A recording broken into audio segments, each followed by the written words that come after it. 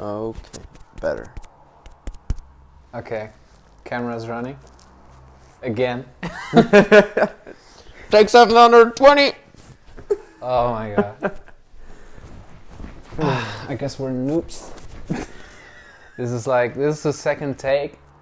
Yeah, it's like the fourth take. Yeah. 50th take.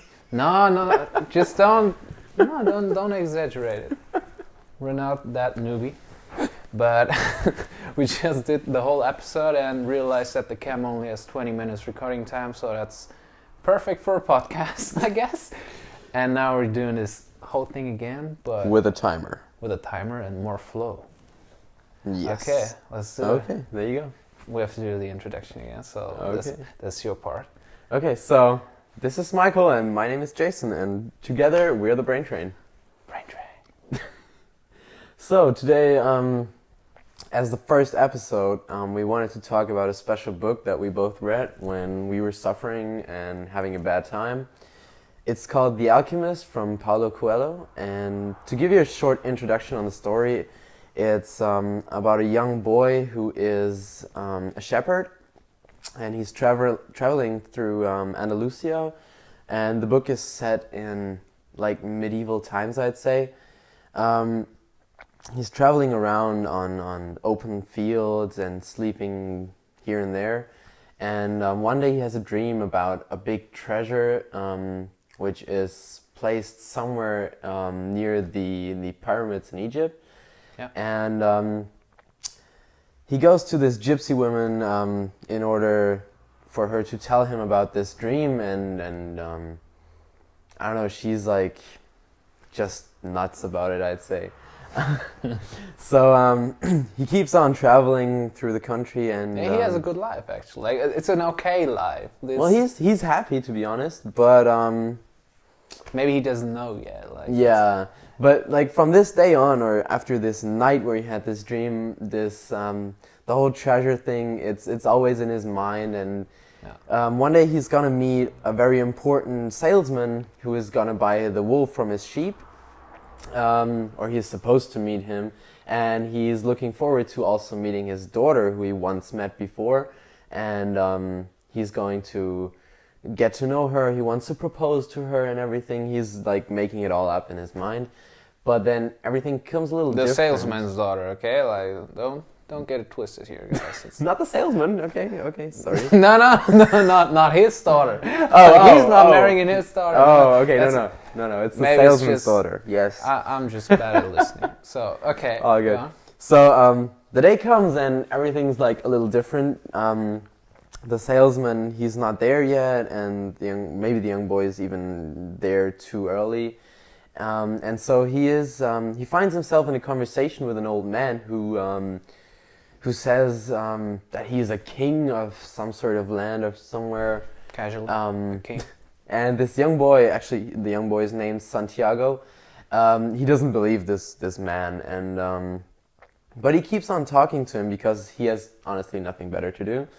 And he tells him about this dream, and the old man says that he has to follow this dream, and in order to do so, he'll have to cross the ocean and get to Egypt. And so he offers him to buy all his sheep for an amazing amount of money. And the young boy he's so stunned, and he sells all his sheep. He sells his whole life, basically. The book will explain how important his sheep are to him. He basically sells everything just in order to follow this dream, which will have an important role in our upcoming videos and later in this episode. So at the end, he finds himself on a boat across the ocean to a whole nother continent, to a whole nother land, and he finds himself on a marketplace where he talks to some people that speak Spanish, and because he does not understand the Arabian languages, so he finds some people to talk to, and he shares a drink with someone, and some drug was in that drink, and he finds himself asleep, or he wakes up the other day. Robbed. Everything's robbed. gone. He has nothing left besides his clothes. And nothing. the two stones. Did you mention? You didn't. Oh, I mention didn't mention the 2 stones. Yes. So this king, he didn't just sell all his buy all the sheep, and gave him a lot of money. He also gave him 2, I'd say jewels, jewels, diamonds, something like that. Some they had some crazy name. I don't know. Some very Thanos crazy and named Thanos. stones. No, it wasn't Thanos. No. I don't know. They had crazy names. However, these stones were supposed to help him if he was suffering and not knowing what to do, if he should follow his dream or if he should give up or whatever. He was just supposed to ask these stones, but he was not supposed to ask the stones too often. So asking the stones meant taking them in the hand, throwing them up, and catching them, and they'd show the answer to his question, like a yes or no question, and Like stones do. yeah, it's weird, to be honest. But these stones are at a very important point of the story. He actually uses them, and it's very interesting what happens after that. But in order to know that, you should read the book yourselves. So he's robbed from everything he has, all the money he had, and his first thought is, shit, why did I throw my life away? Why did I go here to follow this dream and it's all bullshit? So he wants back. Yeah. Just instantly. He wants his life back. He wants to go back to Andalusia, but he has no money, so there's no ship bringing him back to Andalusia. So he has to work, and he actually starts working at a retailer, at a glass retail shop of some old salesman. When he starts the store, it didn't really work that well because it was up hills. Yeah, it was up it? the hill, and people didn't want to go up there, right? No, they and, didn't.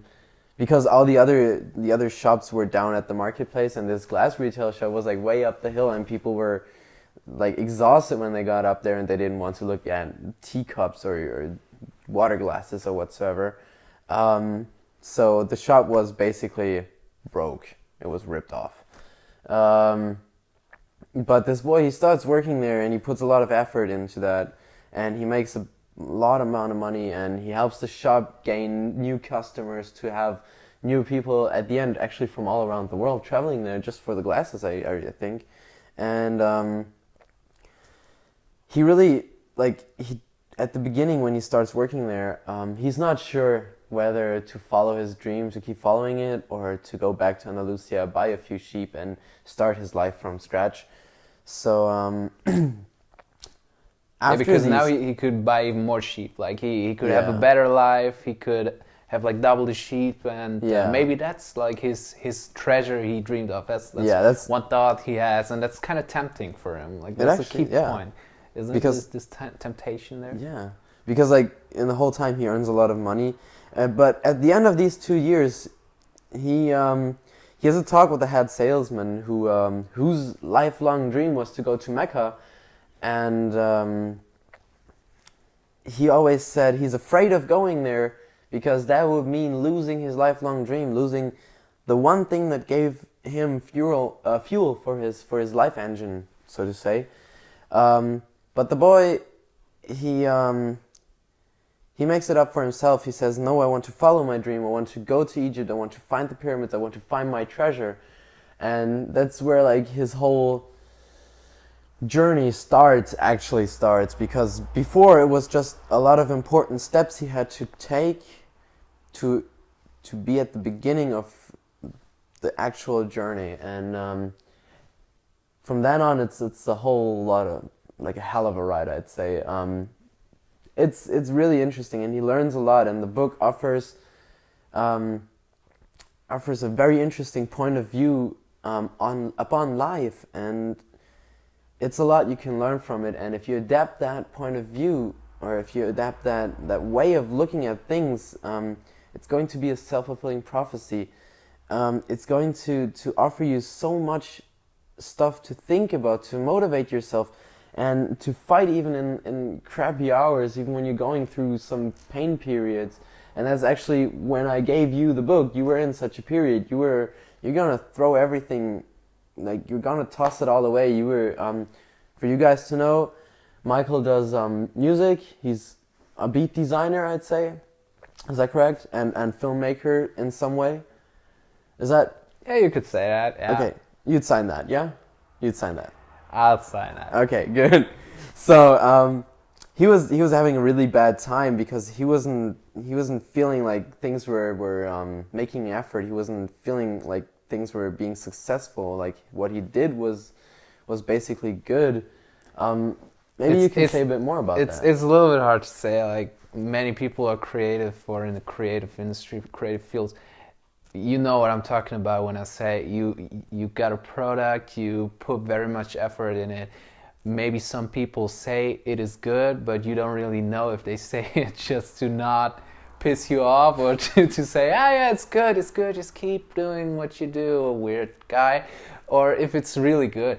And if there's no traction yet, it's hard to say if it's worth the pain, so to say. It's not pain per se, but it's a little bit painful to think about, okay, should I do this or should I just study and find another way to like pull my own weight. And that's a key factor I thought about before reading the book and before like even like 10 years ago, like I thought about that or not 10, but like 6 years ago, shortly before leaving school, like how do I pull my own weight? And now that I'm here in life and we're here in life, it's like more and more the thought of, okay, should I just maybe find a way to earn my living and then after that just chase dreams, or is there a way to sync that up? Should you do that at the same time? Should you study first? Should you study everything? Like it's so many questions. It's so hard, and this book like gave a little bit of hope and a little bit of perspective on, okay, as long as I chase and as long as I know I chase, and I think we have some kind of a compass inside of ourselves that tells us, okay, we're on that chase, we're heading in the right direction, even though we're like surviving. That's one thing. We're surviving on something else, but we're also on the other hand doing what we should do. And maybe we can like sync that up on our journey. But as long as we know we're syncing right now, this is something right, and it feels right also. So yeah, I got a little bit off track now, but maybe you know what I mean. So yeah, that was when I gave you this book. So like that was when I just wanted to know.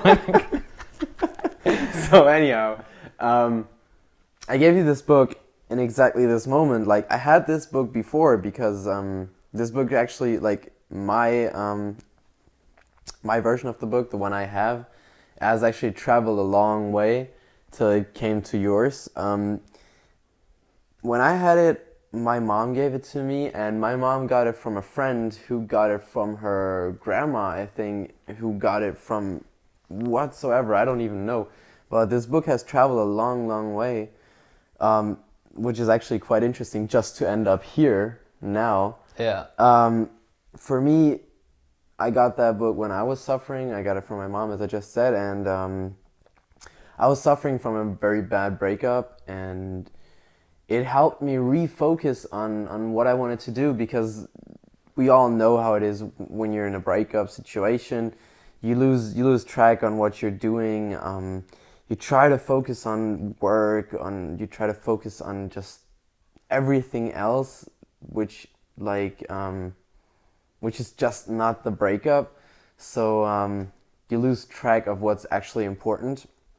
Well, sometimes you do that in a relationship too, just to... Yeah, that's true. Don't you? True. Like sometimes the relationships become more important than your purpose. Yeah. And that's actually, I think, when many times what drives the relationship apart.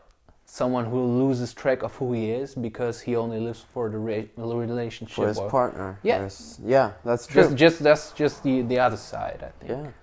But so I got this book and I read it, and it helped me so much because I regained focus, I regained motivation, and I regained all the different topics that we're gonna also talk about, hopefully in the upcoming videos. With one eye on the clock right now, we only have like 3 to 4 minutes left. So we're gonna mix all this up. We're gonna split it apart into the okay, that was redundant. We're gonna split it up into the main topics for motivation, for brain reprogramming, self-discipline, all the different things that. Yeah, maybe just shortly before we do that. What was your that's just something that interests me. What was your personal like if you could sum what the book wanted to say to you, like the moral of the story up for you personally? I said my moral was this syncing up of purpose and surviving. Yes. Like that was one kind of moral I had here. What would you say? What was the moral?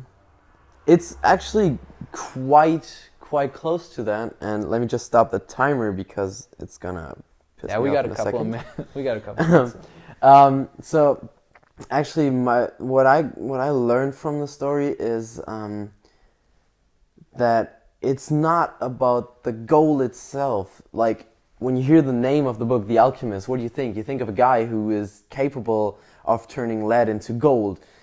But if the book says it itself... Yeah, that's also in the book, by the way. Yes, it's not just the name. So if you want to be an alchemist in order to turn lead into gold, or to gain the elixir of life, which makes you extremely old, which makes you how do you say that? Makes you live for generations and so on. If you do it just for that, you're never gonna make it. It's about the way, it's about the path you have to walk. It's about having purpose in what you do, about being successful in what you do, and about having fun and actually focusing on what you're doing and becoming a greater person. And for me, the most important part was that's the main part of achieving your goal, is the way to get there. And also what you said, that like a little different, that everything is combined. Everything somehow interacts with each other. It's called the world soul. We're gonna make a video about that probably again. Keyword. Because that's like a whole big topic of the book. The world soul. And that everything is connected in there somehow. So nice. With one point on, like one eye on the clock again. Okay. Gonna wrap it up right now. Yeah. As said, we're gonna like make the videos about motivation, about self-discipline, philosophics, all those different types of stuff, because we're really into that. Like we have viewed so many videos and everything, and we just want to sum that up and give you interesting information about how to focus, how to concentrate, how to be successful, what to do, what not to do, some habits to throw away, some things to reprogram inside your brain, and what to do if you want to achieve your goals. Because most people, they have a goal, but they actually at some point stop trying to achieve it, and that's really sad in my eyes. But also, not to be forgotten, the Geeky Friday episodes, the Geeky Friday. We're also gonna make one. We're gonna make 1 week Friday. That 1 week is gonna be like nerdy stuff. Maybe the Harry Potter universe and new films and animes. Sword Art Online. Oh yes, that's like the plan. So yeah, that's it for today. Thanks for tuning in, and I hope you join us next time. Videos will be up twice a month, every second week. And that's it for today.